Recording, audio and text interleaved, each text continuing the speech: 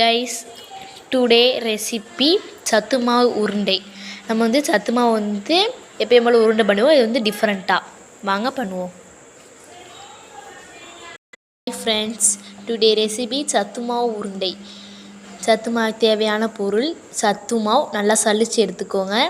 அதுக்கப்புறம் தேங்காய் துருவல், கொஞ்சம் ஜீனி. வாங்க பண்ணுவோம். இப்போ நம்ம சலிச்சு வச்ச சத்து மாவை தட்டில் போட்டுக்கணும். இப்போ நம்ம இந்த சத்து மாவில் கொஞ்சம் ஜீனி இருக்கும், நல்லா தேவைப்போ போட்டுக்கலாம்.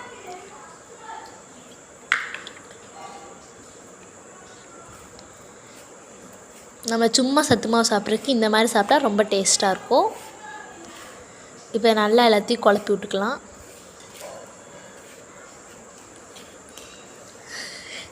இப்போ நம்ம வந்து இந்த மாதிரி நல்லா எல்லாமே மிக்ஸ் ஆகினதுக்கப்புறம் நம்ம கொஞ்சம் கொஞ்சமாக தண்ணி ஊற்றி சத்து மாவு உருண்டை மாதிரி பிடிச்சிக்கணும்.